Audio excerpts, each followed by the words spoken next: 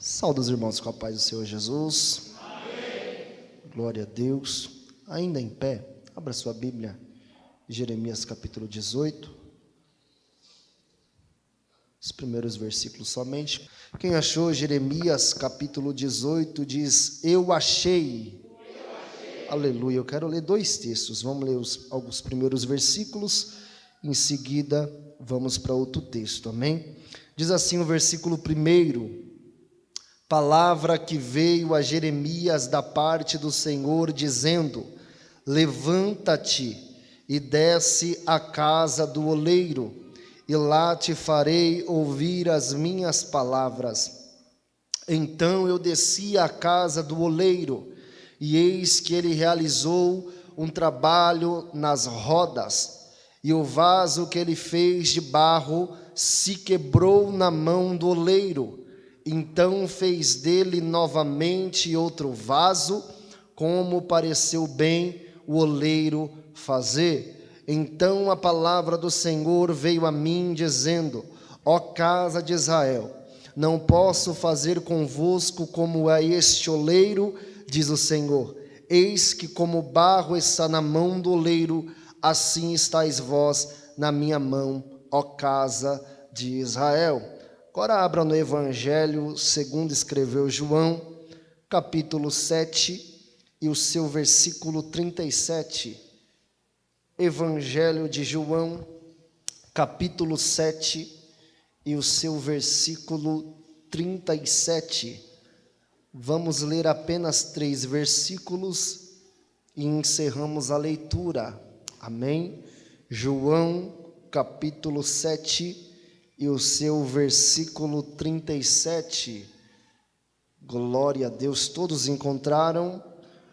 Versículo 37 diz assim: No último dia, o grande dia da festa, Jesus pôs-se em pé e clamou, dizendo: Quem quiser e tem sede, venha e beba da água, a fonte de águas vivas. Quem crê em mim, como diz a Escritura, do seu ventre fluirão rios de água viva.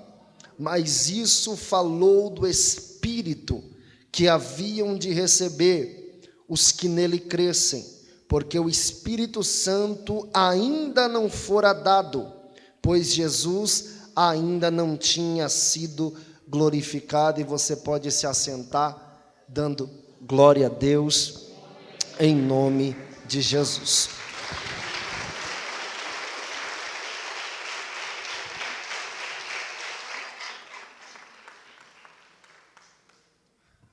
Irmãos, vou procurar ser bem breve nessa noite, mas não posso trair-me, amém?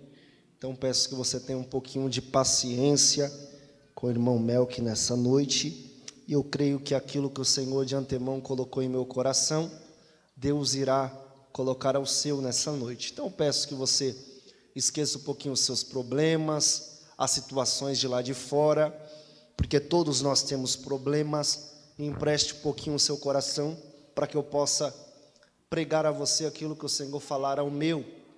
Irmãos, fizemos de antemão a leitura do livro do profeta Jeremias.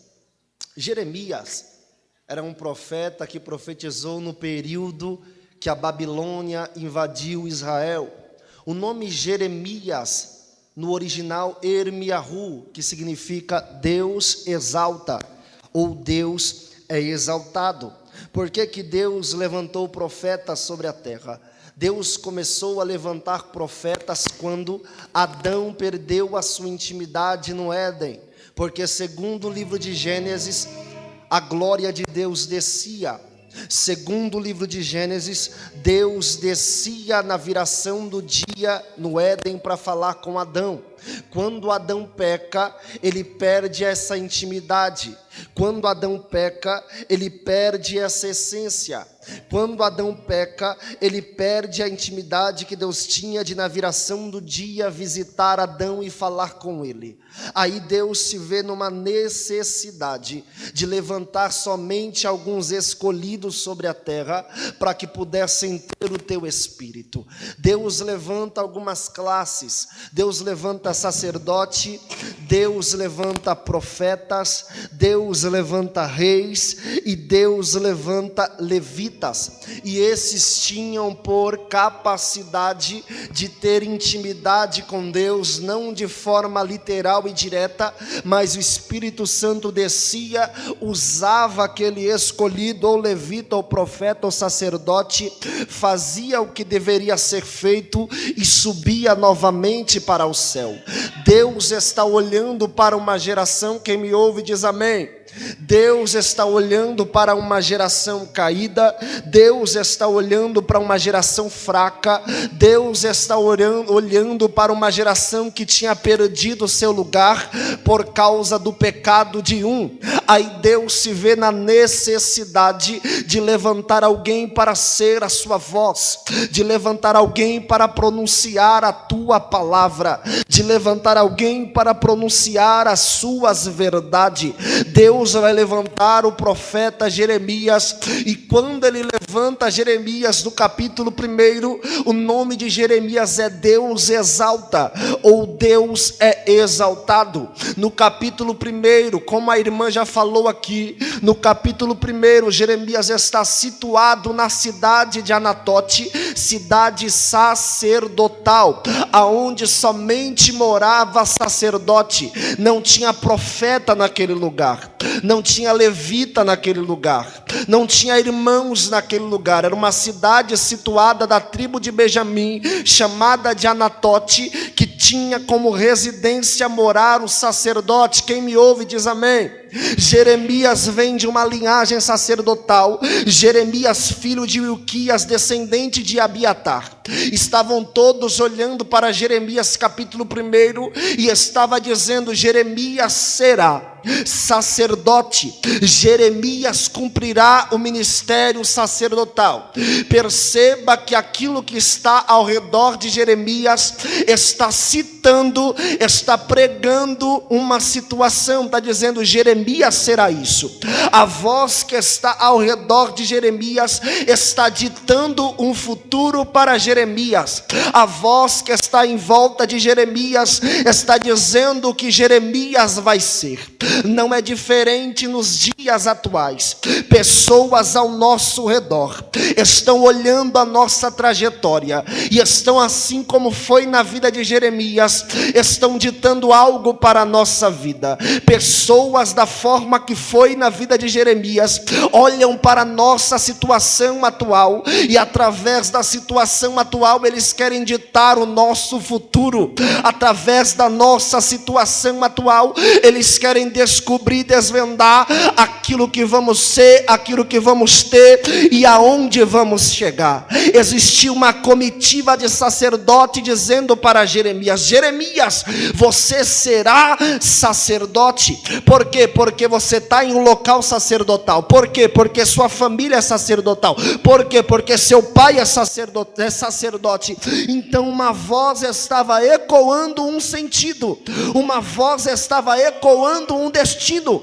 Só que aí Jeremias, no dia que ele ia se apresentar ao tribunal sacerdotal, chamado de Bar Mitzvah em Israel, era quando o jovem de 12 anos de idade se apresentava ao sacerdote e ele tinha que recitar os livros da Bíblia. Quando ele ia se apresentar diante do sacerdote, uma voz ecoou do céu, e essa voz era a voz de Deus.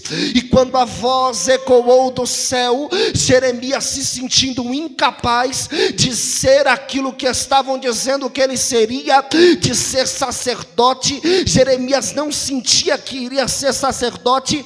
A voz de Deus do trono aparece para Jeremias e fala: Jeremias, Jeremias, eles estão ditando um futuro futuro para você em cima daquilo que eles estão vendo agora, mas eu já decretei uma história para você em cima daquilo que eu conheço. E o que você conhece, Senhor, antes que te formasse no ventre da sua mãe, eu já te conhecia e te santifiquei às nações, te dei por profeta. E alguém está dizendo: Jeremias será sacerdote. 2 está dizendo: Jeremias será sacerdote. 1000 está dizendo: Jeremias será sacerdote. Mas somente uma voz do céu, que é a voz de Deus, e a mais importante, está dizendo: ele não será aquilo que vocês estão dizendo, ele será aquilo que eu decretei para a vida dele. Joga a mão para o alto, segura a sua mão, que eu quero liberar a primeira palavra na tua vida nessa noite. Deus está dizendo para alguém aqui, e eu quero liberar isso pelo menos para 5 pessoas. Deus está dizendo: você não é aquilo que estão dizendo que você é, você é aquilo que o Senhor decretou para a tua vida. Aleluia.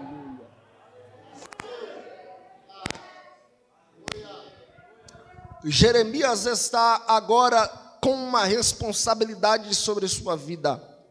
E a responsabilidade de Jeremias agora é de pregar a palavra, é de profetizar. Para quem não sabe a diferença de sacerdote para profeta: sacerdote oferecia sacrifício pelo pecado do povo, profeta trazia a voz de Deus até o povo. Então o sacerdote levava o povo até Deus, e o profeta levava Deus até o povo. Então Jeremias agora está encarregado de trazer a voz de Deus para uma geração caída. Por que caída? Porque no período de Jezabel, a adoração a Baal entrou em Israel. No período de Jezabel, a idolatria entrou em Israel. Então o povo está caído, e a doutrina da idolatria não é que não se pode adorar a Deus. A doutrina da idolatria é: você até pode adorar a Deus, desde que dê uma encurvadinha para a idolatria. Você até pode adorar o Senhor, desde que você se curve um pouquinho para a estátua. Você até pode adorar a Deus, desde que você se curve um pouquinho para o mundo. E aí Deus está olhando para essa geração, levanta Jeremias. Jeremias começa a profetizar: se arrependa, porque senão o rei da Babilônia entrará, matará alguns, levará outros presos e destruirá o templo de Israel. O templo de Israel representava a glória de Deus, aonde estava situada a Arca da Aliança, que simbolizava o poder de Deus naquela geração, porque eles criam e acreditavam: se tivesse a Arca da Aliança, tinham a presença de Deus. Se perdessem a Arca da Aliança, perdiam a presença de Deus. E Jeremias está dizendo: olha, se arrependa, porque senão a Babilônia entrará aqui, matará alguns, levará outros presos, destruirá o templo e levará a Arca da Aliança embora. Só que os profetas e os sacerdotes, os fariseus daquela época e os mestres não acreditavam naquilo que Jeremias pregava. Jeremias foi um dos profetas que mais pregou, mas menos foi ouvido. Em Lamentações, Jeremias vai dizer: eu preguei, eu falei, mas não deram ouvido às minhas palavras. Porque existia um profeta no tempo de Jeremias, e esse profeta era falso, e ele profetizava tudo aquilo que era contrário à voz de Deus. Tudo aquilo que Deus dizia, ele dizia ao contrário. Nem sempre a voz do povo é a voz de Deus, e nem sempre a voz de Deus é a voz do povo. Nem sempre um homem que Deus aprova é aprovado pelo povo, e nem sempre aquele que o povo aprova é aprovado por Deus. Jeremias era aprovado por Deus, mas não era aprovado aprovado pelo povo. Só que quem é aprovado só pelo povo, quando chega na hora da prova cai. Quem é aprovado só pelo povo, quando chega na hora da prova perece. Quem é aprovado só pelo povo, que o povo bate palma, quando chega que o calo aperta no pé, ele desiste e volta para trás. Mas quem é aprovado por Deus, Deus falou para ele: pelejarão contra ti, mas não prevalecerão. Por quê? Porque você é meu aprovado. Aponta para duas pessoas aí e fala: seja aprovado por Deus. Esquece o povo. Seja aprovado por Deus. Esquece o povo. Porque quem é aprovado por Deus, pode vir um vento, ele não cai. Pode a porta se fechar, ele não cai. Pode a dor surgir, ele não cai. Por quê? Porque o Senhor é o sustento de quem é aprovado por Deus. Jeremias capítulo 18. Jeremias está vendo: serei fiel aos minutos que me foram dados.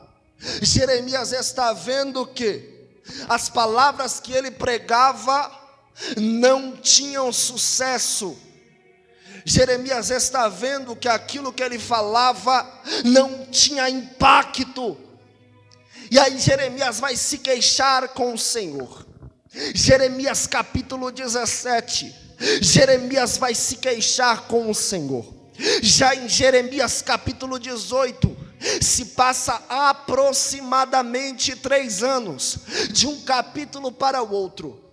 Vem a voz do Senhor sobre Jeremias, e essa voz fala para ele: se levanta e desce à casa do oleiro, e lá eu te farei ouvir as minhas palavras. Deus estava agora trazendo em forma de revelação para Jeremias aquilo que estava acontecendo com Israel. Jeremias se levanta, Jeremias desce à casa do oleiro. E qual que foi a palavra de Deus? Lá te farei ouvir as minhas palavras. Agora pega isso aqui. Quando Jeremias desce, Deus não pronuncia sequer uma palavra. E Deus tinha falado: te farei ouvir as minhas palavras. Mas quando ele desce, Deus não pronuncia nenhuma palavra. Porque Deus não fala somente através da audição. Deus não trabalha somente através do barulho. Deus não trabalha somente através do alvoroço. Quando ele desce, um silêncio ensurdecedor. Mas quando ele olha, Deus está figurativamente através de um oleiro com um vaso em suas mãos. Quando ele olha aquilo, Deus não pronuncia uma palavra, mas ele estava moldando o vaso. Teve gente que pegou aqui. Ele não escuta uma palavra, mas Deus estava com o vaso na mão e estava moldando o vaso. Era Deus dizendo: está vendo aí, Jeremias? A minha voz não está fazendo barulho, mas eu estou trabalhando no vaso. Não está causando alvoroço, mas eu estou trabalhando no vaso. Não está fazendo reteté, mas eu estou trabalhando no vaso. E aí ele mostra o vaso se quebrando na mão do oleiro. Eu já vi pregadores pregando: Deus quebrou o vaso. O texto não diz isso.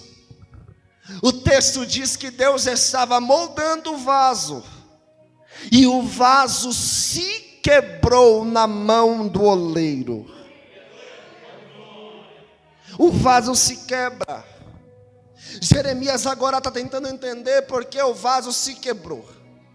Porque não dá atenção para a palavra. Porque não ouve a voz de Deus. Porque não ora.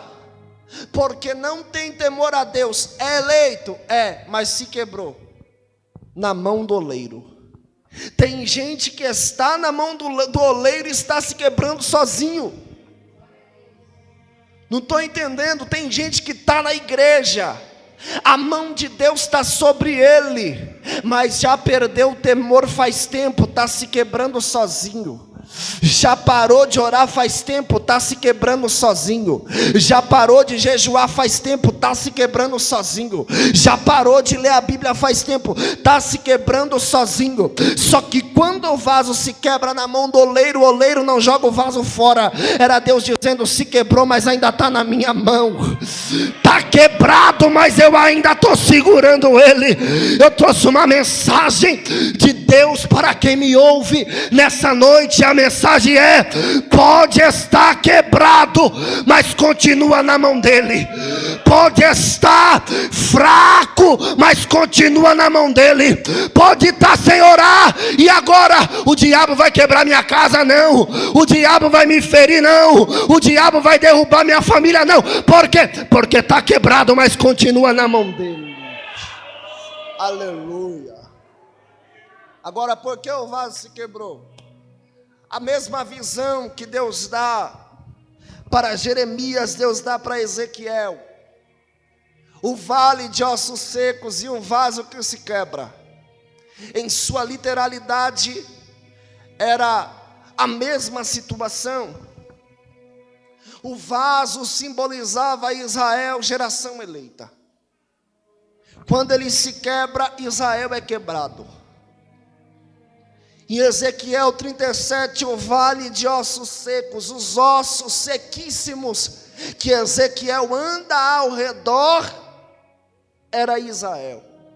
A visão é a mesma, a diferença é a sequência das visões, porque Jeremias profetiza, em 2 Crônicas capítulo 36, aquilo que Jeremias tanto falava se cumpre.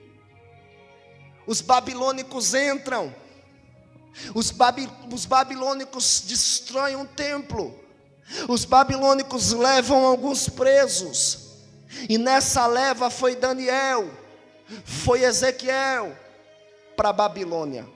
Só que Jeremias fica em Israel. Quando Jeremias fica, segundo os historiadores, os babilônicos entraram em Jerusalém, destruíram o templo, mas não acharam a Arca da Aliança. Porque a Arca da Aliança Jeremias pega, e Jeremias esconde a arca. Eles chegam, destrói tudo, mas a presença de Deus ainda está com Jeremias. Jeremias esconde ela. Quando Jeremias esconde, passa-se algum tempo, Deus dá uma visão para Ezequiel, Ezequiel capítulo 8. Lembra o vaso que estava na mão de Deus, se quebrou. A Bíblia diz que Deus pega Ezequiel pelos cabelos da sua cabeça e fala assim: eu vou levar você na porta do templo. Deus está fazendo Ezequiel voltar algum tempo para trás através de uma visão. Ezequiel volta à porta do templo, e Deus fala para Ezequiel: Ezequiel, olha na brecha da porta, e você agora vai entender porque profetizou Jeremias em Jeremias 18 que o vaso se quebra. Ezequiel começa a olhar pela brecha da porta. Quando Ezequiel está olhando pela brecha da porta, Ezequiel vê 25 sacerdotes se prostituindo dentro do templo. Ezequiel vê 25 sacerdotes deturpando a palavra de Deus dentro da igreja. E Ezequiel começa a ficar abismado. Ezequiel começa a ficar entristecido com aquilo que ele estava vendo. E Deus falou assim: agora olha pela porta da direita. Ezequiel capítulo 8. Olha pela porta da direita. E quando ele olha pela porta da direita, agora ele vê a idolatria. Primeiro ele vê a prostituição, depois ele vê a idolatria. E agora Deus pega ele, Ezequiel 37, leva ele para um vale de ossos secos. Quem que são esse vale de ossos secos? Sacerdotes, profetas, levitas e reis.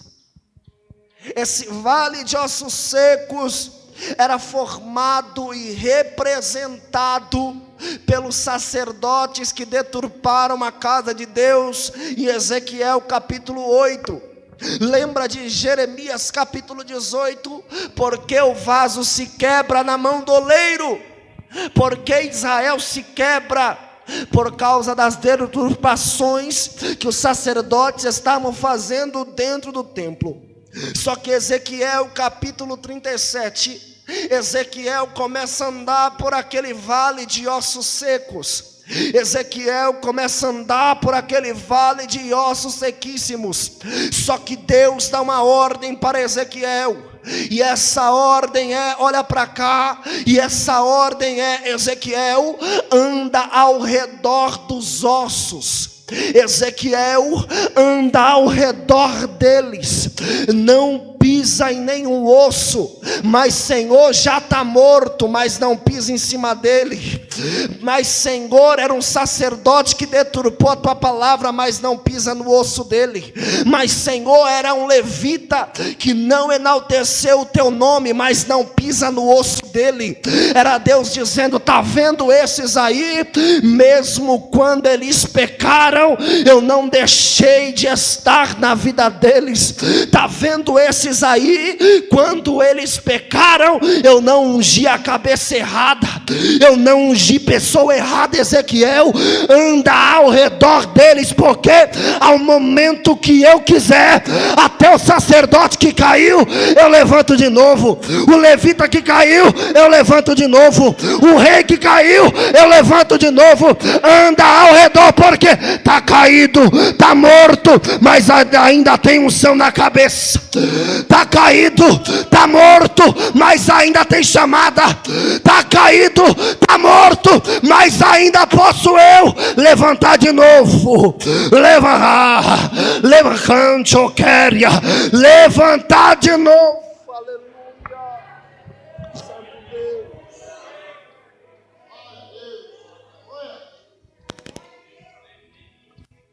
Aleluia. E Deus levanta. A Bíblia vai dizer que Deus manda Ezequiel profetizar. Você conhece a história. E aí vem os 4 ventos. E os 4 ventos, a Bíblia vai dizer que começa a fazer um rebuliço, começa a fazer um alvoroço. Ezequiel está vendo aquilo, é osso para todo lado, aquele reboliço, aquele alvoroço. Ezequiel está se vendo no meio de uma situação em que o alvoroço está tomando conta, o reboliço está tomando conta. E quando eu falo para você sobre reboliço, você já imagina, é coisa ruim. Quando eu falo para você sobre alvoroço, você já coloca na sua mente, é coisa ruim. Alvoroço na minha vida, estou fora. Reboliço na minha vida, estou fora. Porque aquilo que para Ezequiel era reboliço, Ezequiel estava olhando, estava dizendo: nossa, que alvoroço, nossa, que reboliço, isso aí é problema. Deus dizia: não é problema não, estou colocando as coisas no lugar de novo. Esse reboliço, Ezequiel, não é problema, estou colocando as coisas no lugar de novo. Eu vim com a palavra profética. Eu não sei o que você está vivendo, eu não sei a sua situação, mas Deus está dizendo, pelo menos para 5 pessoas aqui: esse reboliço é a mão de Deus. Os 4 ventos de Deus vai soprar, vai começar a soprar, e é Deus dizendo: eu estou soprando e estou colocando as coisas no lugar. Eu estou soprando e estou colocando tudo nos quem recebe essa palavra. Estou colocando tudo no seu devido calamanjoria. Rebido kelemidai ramadai achandarácia. Deus está dizendo: o vento vai soprar. Está soprando aqui, ó. Está soprando ali, ó. O vento de Deus vai soprar. É Deus dizendo: estou colocando em ordem as coisas que foram perdidas com o passar do tempo. Aleluia. Glória a Deus. E a Bíblia diz que osso se une no seu osso. A Bíblia diz que nervo se une no seu nervo. A Bíblia diz que cada cabelo de cada cabeça foi para a sua cabeça certa, e todo Israel foi levantado novamente. Só que quando Israel é levantado, Deus está olhando para a terra e está dizendo: eles vão cair de novo. Deus está olhando para eles, que Ele acabou de levantar, eles vão cair de novo. Por quê? Porque o Espírito Santo desce, fala, sobe de novo e vai embora. E nessa ausência de Deus é aonde eles tropeçam. Nesse momento que o Espírito volta ao céu, é aonde eles tropeçam. Aí Deus fala uma palavra em Isaías, a boca de Deus dizendo: a quem eu enviarei? Cristo fala: eis-me aqui, envia a mim. Era Jesus dizendo: olha, se deixar eles sozinhos, eles vão cair de novo. Se deixar eles dessa forma, eles vão cair de novo. Lembra a arca da aliança que Jeremias pega? Você lembra dessa arca? Jeremias pega essa arca da aliança e Jeremias esconde ela. Segundo os historiadores, Jeremias esconde essa arca da aliança em um local chamado Gólgota, que futuramente se chamaria Caveira. Jeremias pega a arca da aliança, esconde ela em um local chamado Gólgota, embaixo de uma gruta. Em cima desta gruta tinha um monte. Jeremias esconde a arca da aliança. Por que Jeremias esconde a arca da aliança? Porque a arca da aliança era local de sacrifício. A arca da aliança, que simbolizava a presença de Deus, era local de sacrifício, de expiação. Porque o sacerdote pegava o cordeiro, quando era um sacrifício de expiação, um sacrifício que cobria pecado. Cobria, o pecado não era apagado, o sacrifício cobria pecado. O sacerdote pegava o cordeiro, sacrificava o cordeiro que não podia ter mancha, o cordeiro que deveria ser perfeito. O sacerdote sacrificava em cima da arca da aliança. O sangue era aspergido em cima da arca. Quando esse sangue era aspergido, quem tinha pecado tinha o seu pecado coberto. Jeremias pega a arca da aliança e coloca essa arca da aliança escondida em uma gruta. E essa gruta estava situada no Gólgota, a arca da aliança, que era local de sacrifício. E aí Deus está olhando para a terra. Um véu tinha sido colocado dentro do templo, e esse véu distanciava o homem de Deus, porque Deus descia no lugar santíssimo.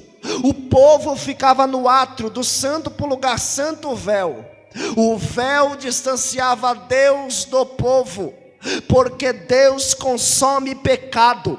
Se o véu fosse tirado, quando a presença de Deus descesse, o pecador era consumido. Jeremias, sabendo disso, escondeu a arca da aliança, para que os babilônicos não levassem a arca. A arca da aliança está escondida. Jeremias está olhando para aquela situação, para aquela terra, para aquele povo. Jeremias morre, só que uma profecia de Jeremias ainda não tinha se cumprido. Jeremias capítulo 13, Jeremias vai dizer: será escrito na terra o nome daqueles que rejeitaram o Senhor, a fonte de águas viva. Jeremias deixa isso escrito, e a arca da aliança escondida. Quando vem Jesus sobre a terra, Jesus, ele tem uma missão, e essa missão é trazer o homem para perto de Deus novamente, que tinha se perdido no Éden. Olha para cá, o povo tinha caído. Deus levanta o povo em Ezequiel 37. Só que se Deus não descesse com teu espírito, o povo novamente cairia. E isso é fato. Aquela geração que vai se crescendo novamente cai, idolatria entra.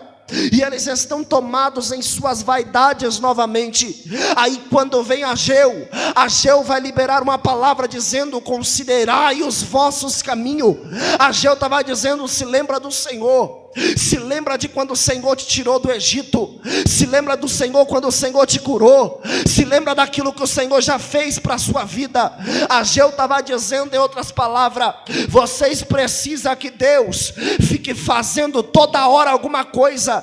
Deus tem que toda hora fazer um milagre. Deus tem que toda hora falar com você. Porque se Deus decidir um dia não descer o milagre, você para de adorar a Ele.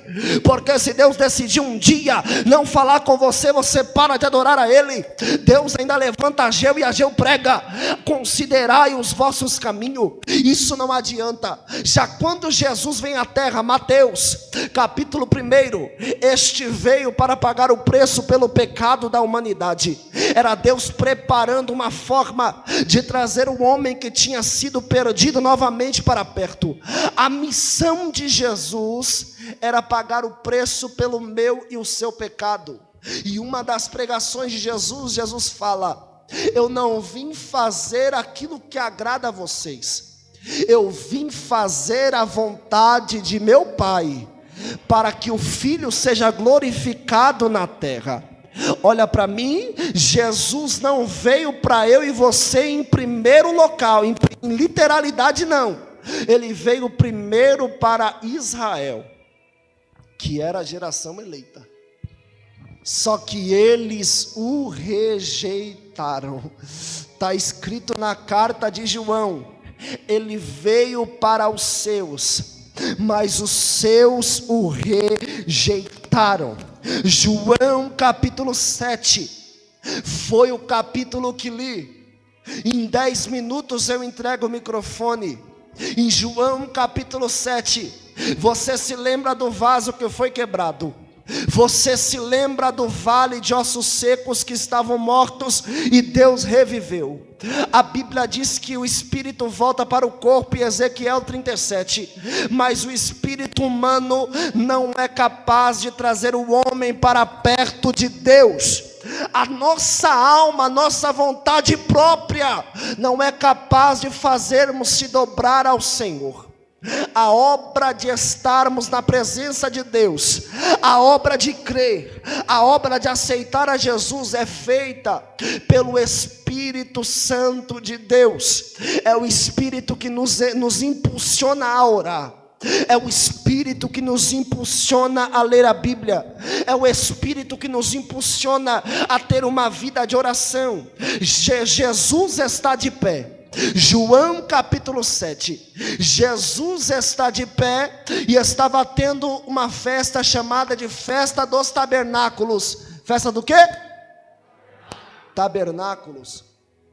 E essa festa, pastor, eles traziam água até a sinagoga, e eles jogavam água dentro da sinagoga, e quando eles jogavam água, simbolizava que a glória de Deus estaria voltando para Israel.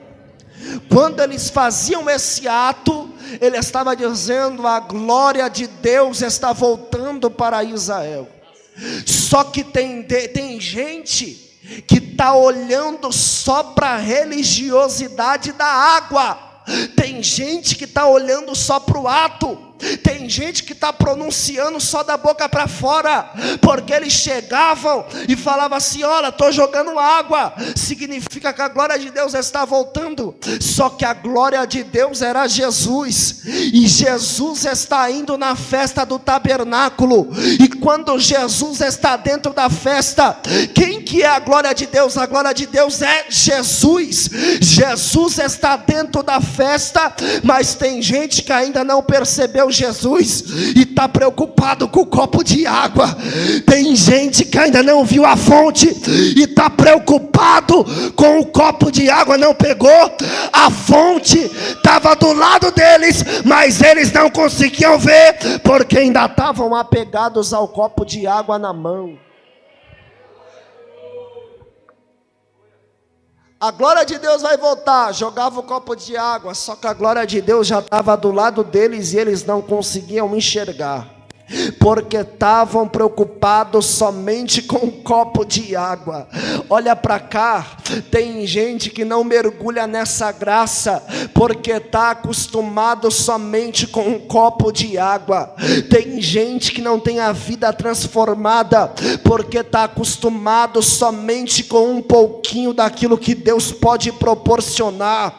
Tem gente que Deus está dispersando fonte de águas viva, Deus está batizando, Deus está curando, Deus está libertando, Deus está fazendo, Deus está levantando, Deus está abrindo a porta, e você preocupado somente com um copo de água. Deus está dizendo: larga o copo de água hoje, larga esse pouquinho hoje e vem para a fonte, começa a mergulhar. Por quê? Porque o copo de água uma hora acaba, mas a fonte não, a fonte ela jorra, ela jorra, ela jorra, ela jorra. E eu trouxe uma palavra do céu, e essa palavra é: a fonte de águas viva já está no nosso meio, e Ele está dizendo: quem quiser vem e beba, quem quiser vem e beba, quem quiser vem e beba, quem quiser vem e beba. Chegou a hora de largar a mesmice, chegou a hora de largar o raso, chegou a hora de largar essa vida rasa. Queremos ver milagres, mas não queremos mergulhar na fonte de milagre. Oramos 5 minutos, 10 minutos, e queremos que Deus faça aquilo que nós pedimos. Não dedicamos 1/3 do nosso dia para Deus, e queremos que Deus faça aquilo que nós almejamos. Deus está dizendo: quando você trocar o copo de água pela fonte, não entendi. Quando você trocar os 5 minutos de joelho por 1 hora, 2 horas, quando você trocar os 5 minutos de Bíblia por 3 horas, 4 horas de comunhão, o milagre de Deus vai começar a descer sobre a tua casa. A libertação de Deus vai começar a descer sobre a tua casa. A presença de Deus. E eu vim trazer uma palavra aqui: quando você mergulha na presença de Deus, Jesus disse, Marcos capítulo 15: eu vos dou poder para pisar em serpente, em escorpião, e todas as forças das trevas se sujeitarão a vós. Era Deus dizendo: quem tem fonte tem poder, quem tem fonte tem porta aberta, quem tem fonte tem milagre, quem tem fonte tem unção. Levanta a mão para o céu e adora a Ele. Em nome de Jesus. Aleluia.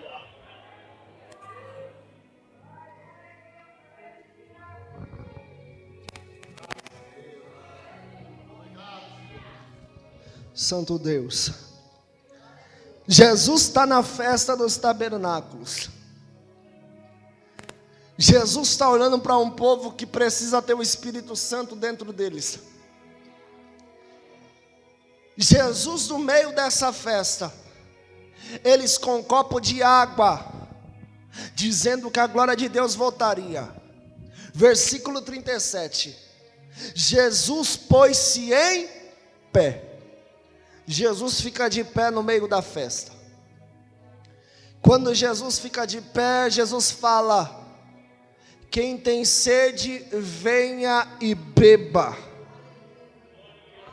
da fonte de águas vivas.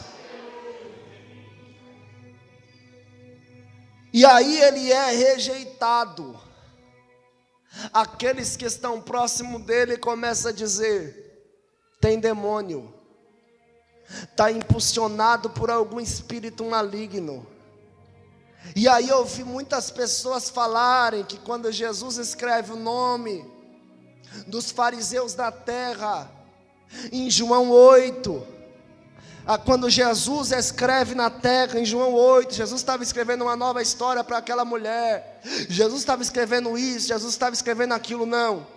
Jesus estava escrevendo o nome dos fariseus que o rejeitaram. Aonde está isso na Bíblia? Jeremias capítulo 13.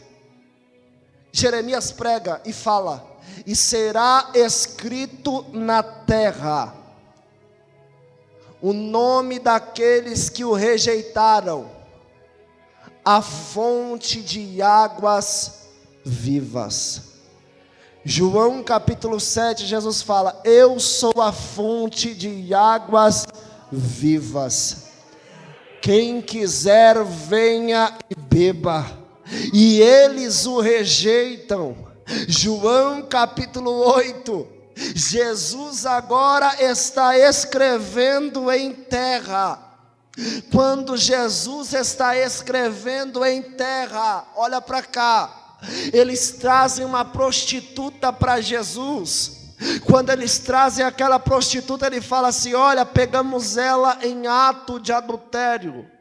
Jesus olha para eles e fala assim: quem não tem pecado, atire a primeira pedra. E eles começam cada um a ir embora. Tem pessoas que falam que naquele momento o Espírito Santo mostrou o pecado de cada um. Mentira, porque o Espírito Santo ainda não tinha descido. Eles começaram a ir embora, porque olharam os seus nomes escritos na terra. E então se lembraram da profecia de Jeremias: nós rejeitamos a fonte de águas vivas. E qual que era a missão de Jesus? A missão de Jesus era trazer o Espírito Santo.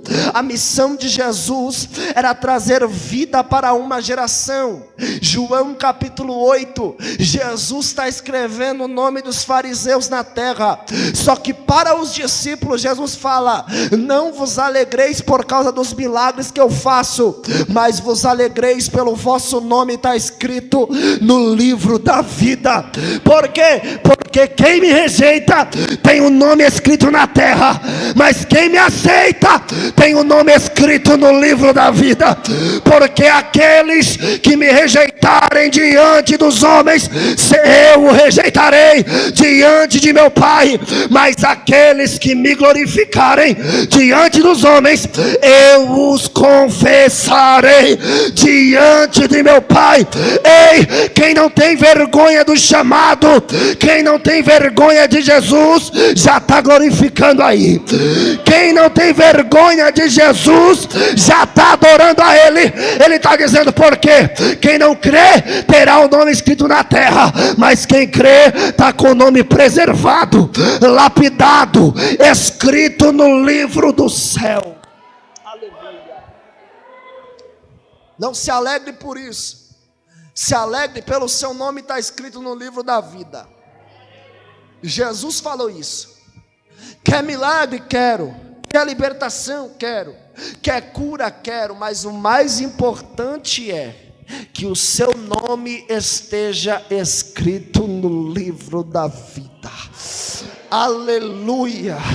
Eu tenho ódio de pregador que chega e fala só do milagre, fala só da porta aberta, fala só disso, e aí o crente vem para a igreja e ele não muda, ele continua. Quem está na mentira continua na mentira. Quem é fofoqueiro continua fofocando. Quem está com a vida torta continua com a vida torta. Por quê? Está com a vida toda torta. Chega aqui, o pregador só massageia, só fala: a porta vai se abrir, não sei o que, não sei o que lá, tudo vai ficar bom, o milagre vai descer. Não é dessa forma. Jesus falou assim: olha, se o teu olho te escandalizar, arranca ele. É melhor entrar é melhor com um olho só entrar no céu do que com os dois entrar no inferno. Jesus estava dizendo em outras palavras: se o milagre não acontecer, glorifica ele, porque é melhor você ir para o céu sem milagre do que ir para o inferno com milagre. É melhor ir para o céu sem ter a porta aberta do que ir para o inferno com a porta aberta. Aleluia. O glória vai começar a diminuir um pouco agora, porque Jesus está dizendo sobre céu e sobre inferno. Me perdoe a expressão, mas Jesus foi quem mais pregou sobre o inferno. Jesus está mais preocupado que o seu nome esteja escrito no livro da vida, que é de você trocar de carro. Pregador, não posso trocar de carro. Pode, trabalhe e compra um melhor. Você é crente, compra um melhor. Não posso trocar de casa, trabalhe e compra a melhor casa, mas coloque em primeiro lugar o céu. Coloque em primeiro lugar as coisas do alto. Coloque em primeiro lugar a salvação. E Jesus pregando para os seus discípulos, Jesus fala: olha, eu serei morto, eu serei exposto na cruz, me matarão, só que eu vos enviarei o Consolador. Aleluia, em 5 minutos eu finalizo. Eu vos enviarei o Consolador. Jesus está dizendo: olha, aquela geração de Ezequiel caiu, eu levantei, caiu de novo. Só que vocês eu vou levantar e ninguém mais vai derrubar. Porque a geração de Ezequiel foi levantada pelo lado de fora, mas a geração que eu levanto será levantada pelo lado de dentro. Jesus está subindo para a cruz, e antes de Jesus subir, Jesus fala: ficai em Jerusalém, até que do alto sejais revestidos de poder. Quando Jesus está subindo na cruz, Jesus está subindo em um local chamado Caveira. Qual que era o nome do local? Caveira. Jesus está subindo em um monte chamado Caveira. Jesus vai ser exposto na cruz do Calvário. O nome do local é Caveira. E qual que era o nome desse local antigamente? Gólgota. Aonde que Jeremias escondeu a arca?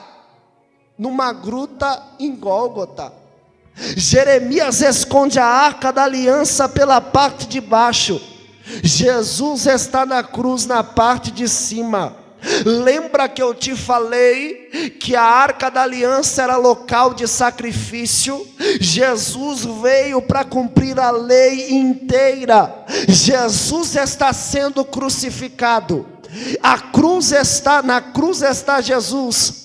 A arca da aliança está embaixo. E como eu disse para você, o sacrifício que era feito na arca da aliança não apagava pecado, somente cobria, não tirava pecado, somente cobria. Quando Jesus estava na cruz do Calvário, Jesus estava fazendo um sacrifício único. Não seria mais preciso outro sacrifício, um sacrifício perfeito.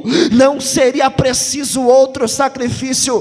Que sacrifício é esse? Aquele que João Batista, quando viu Jesus, olhou para Jesus e falou: eis aí o Cordeiro de Deus. Esse aí não cobre, esse aí tira o pecado do mundo. Quando Jesus estava na cruz, ele estava dizendo: este sacrifício não irá cobrir pecado, este sacrifício irá tirar o pecado do mundo. Aleluia, fica de pé e aqui eu finalizo essa mensagem.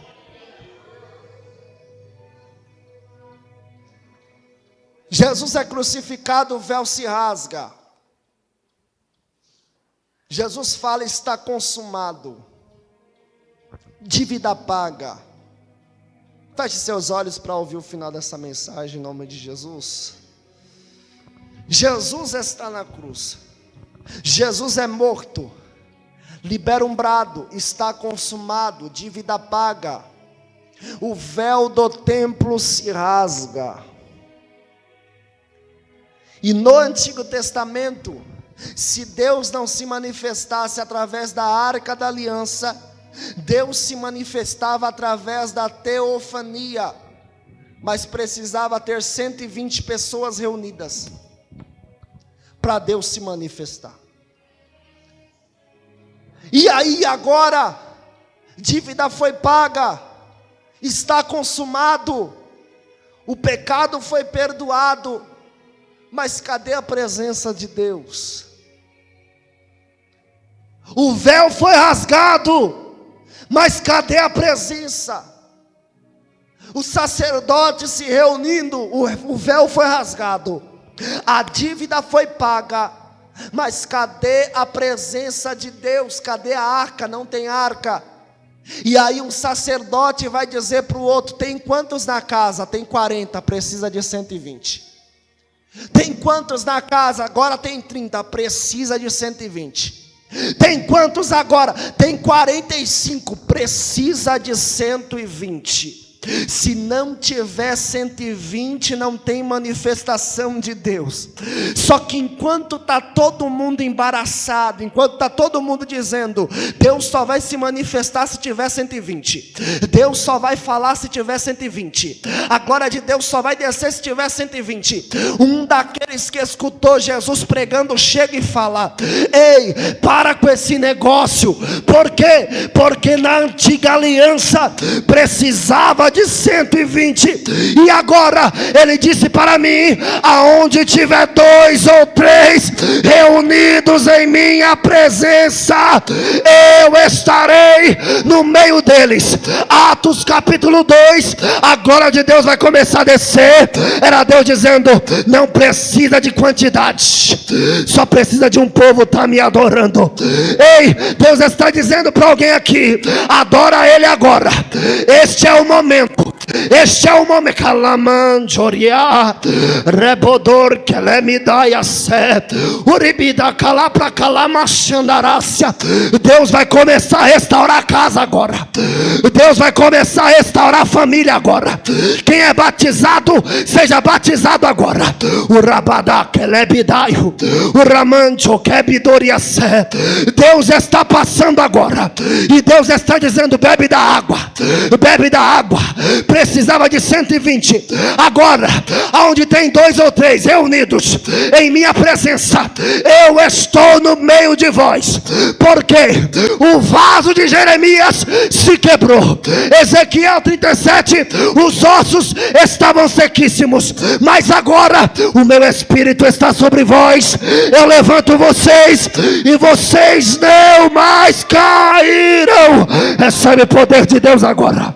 O rabando quebia, remancho calibiácia. Cada glória que você dá é um demônio que cai por terra. Cada glória que você dá, o diabo está perdendo agora. O diabo está caindo por terra agora. O ramancho quebidoria, rabacalamanchoria, vai recebendo agora. Tem unção, tem milagre. Cada um toma posse agora. Olha Deus pegando lá no fundo, ó. Olha Deus restaurando gente aqui, ó. Rebiota calamanchoria. Fica ligado aí, ó. Fica ligado, porque Deus está passando e está dizendo: eu restauro agora. Aleluia. Tem gente tomada aqui. Tem gente sendo tomada por Deus lá no fundo. Deus está passando por aí agora. Lembra daquela pessoa que está afastada. Lembra daquela causa impossível agora. Lembra de quem precisa de uma libertação agora. Através da tua vida, Deus pode libertar aquele que está na tua casa. Através deste culto, Deus pode libertar aquele que está na tua parentela. Adora Ele agora. Adora Ele agora, vai. Adora Ele agora.